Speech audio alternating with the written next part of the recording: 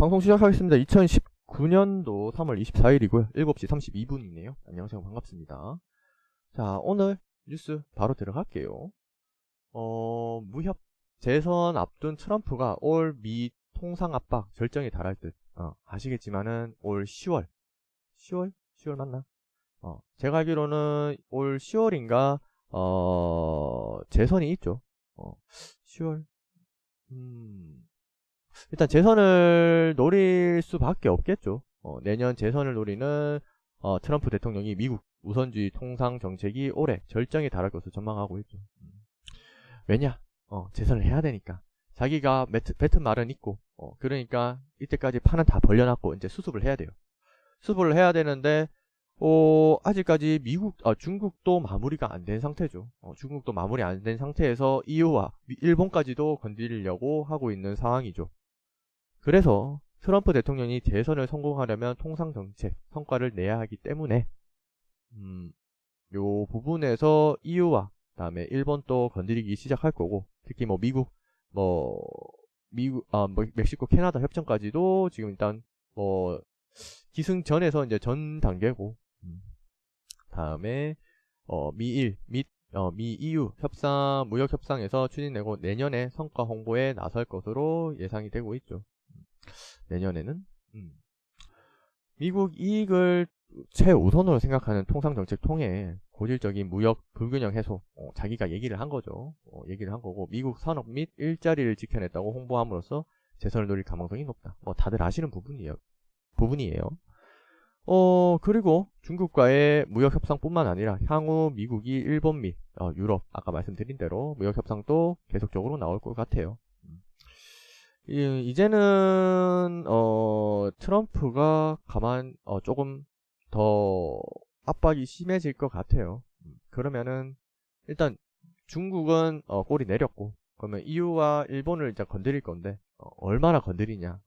다음에 차관세라든지 이런 부분에서도 좀 뒤에 하겠지만 이런 부분에서도 되게 큰 부분을 차지할 거고, 또 전 세계의 경제에 대해서 조금 혼란이 다시 또 가중되지 않을까 라는 생각이 들고요.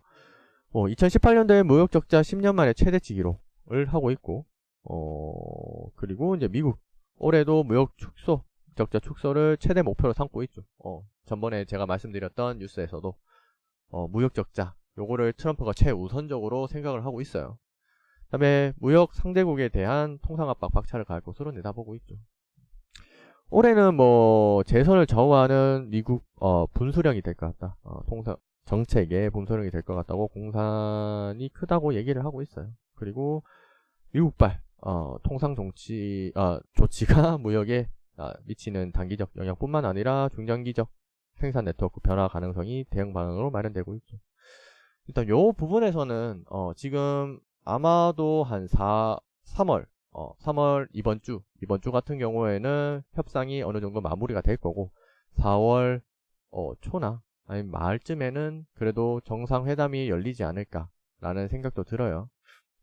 하지만 6월 달에 다시 만날 수도 있다는 얘기가 나오고 있는데, 그래도 4월에서 4월 초나 4월 말에 끝낼 수도 있을 것 같아요. 왜냐? 중국이 6월까지 기다리고 싶지 않으니까. 조금 더 양보를 하거나, 아니면은 지금 관세를 완전 철폐냐, 아니면은 트럼프나 미국 말처럼 천천히 내리느냐, 그런 식으로 가고 있는데, 중국은 어쨌든 간에 지금은 다시 버티고는 있지만은 아마 6월까지는 못 기다릴 거예요. 6월까지는 못 기다릴 것 같고, 그래서 4월 초나 4월 말에 정상회담이 열리지 않겠냐라는 제 생각입니다. 6월이다 4월이다 말이 많죠. 6월이다 4월이다 말이 많은데, 중국이 6월까지 기다리면은 일단 중국 내부에서도 시진핑이 안 그래도 계속적으로 잡음이라고 해야 되나? 그리고 신뢰를 못 하겠다고 얘기가 벌써 나오고 있는데, 6월까지 가버리면은 내수부터 시작해서 일단 경기 자체가 중국이 아주 힘들어질 거예요. 망하지는 않겠죠. 망하지는 않을 건데, 안 그래도 반도체 요런 부분 또 다 막아놓고, 다음에 관세 부분 때문에도 전 세계가 힘들어지는데, 지금 미국은 신경 안 써요. 지금 미국은 전 세계가 어떻게 되든지 말든지 신경 안 쓰고 있어요. 안 쓰고 있고 뭐 어차피 자국만 살아남으면 된다 우선주의를 하고 있기 때문에. 그렇지만 중국은 아니죠. 미국이 막아버리면은 중국은 죽어요. 중국은 죽기 때문에. 그런 부분에서도 제가 볼 때는 6월까지는 갈지는 않을 것 같아요. 중국이 한 번 더, 좀 양보를 하지 않을까라는 생각이 들고 있거든요. 자, 이렇게 해서 첫 번째 뉴스는 넘어갈게요. 두 번째 뉴스는 환율 보고서예요. 다들 환율 보고서는 다들 아시죠? 미 환율 보고서. 집중 견제는 피할 것으로 보이지만 차관세 위협 요인이 되고 있죠. 다들 아시는 차관세.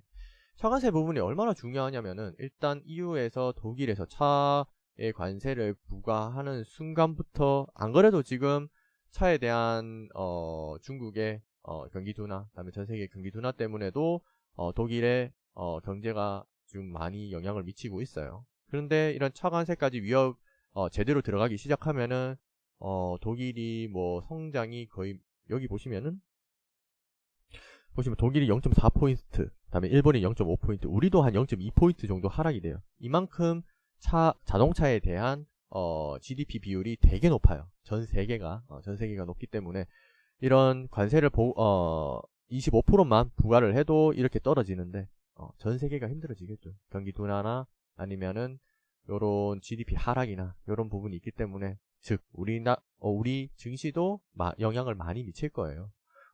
일단 결론적으로는 그렇고요.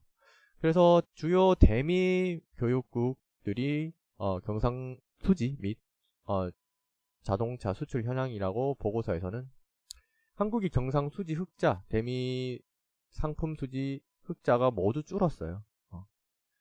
어쨌든 뭐 경기 둔화 때문에 줄 수밖에 없겠죠. 줄 수밖에 없는 거고. 하지만 미국의 타협과 있어 긍정적인 대목이죠. 어쨌든 뭐 경기 둔화 때문에 뭐 자연적으로 줄었겠죠. 뭐 그런 거 자연적으로 줄은 것도 있을 거고 아니면은 그냥 미국의 눈치를 보면서 줄인 것도 있을 거고. 어쨌든 매년 4월과 10일에 두 차례 보고서를 내는데 자국 통화를 일부러 떨어뜨려 가지고 미국과 교역을 이득을 보는 사람들 교역 상대국을 압박하기 위해서죠. 환율 조각국은 보시면 대미 무역 수지 흑자 200달러 초과, 다음에 GDP 대비 경상 수지 흑자가 3% 초과, 그리고 대한 외환시장 갭에 뭐 이렇게 세 가지 요인 해당할 때 지정이 돼요. 요 부분은 뭐 그렇게 뭐 정확하게 아실 필요는 없어요. 아실 필요는 없는데 어쨌든 결과적으로는 한국이 대미 상품 수지 흑자가 지난해 200달러 밑으로 내려가면서 벗어나게 돼버렸다는 거. 일단 환율 조작국에 대한 지정은 피했다고 보시면 될 것 같아요. 하지만 중국이나 독일은 다르죠. 지금 독일이 2011년 이래로 경상수지 불균형 최대 원인이 되고 있고요. 그다음에 대미 상품 수지 흑자, 그다음에 자동차 수출 규모 거의 뭐 독일은 자동차 수출 규모로 먹고 살죠. 미국이 가장 강하게 압박을 시도하고 있는 것으로 예상을 하고 있고요. 그다음에 중국도 마찬가지죠. 지난해 뭐 GDP 0.4% 거의 균형 수준이 됐다고는 하지만 대미 상품 수지 흑자가 오히려 전년보다 많이 늘어나 버렸죠. 그래서 미국이 전방위적으로 압박을 계속 할 것으로 내다보고 있어요. 중국도 그렇고 독일도 그렇고 환율 조작국으로 만들어질 가능성이 있죠. 지금은 아예 안 되는 게 나아요.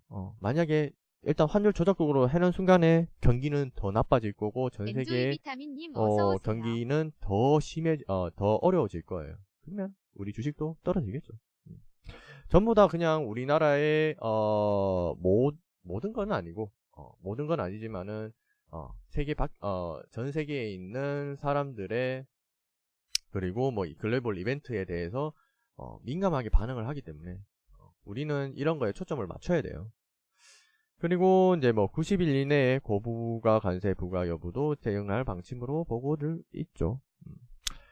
그래서 이제 결론적으로는 환율 조작국은 될 가능성이 없다고 보시면 될 것 같고요.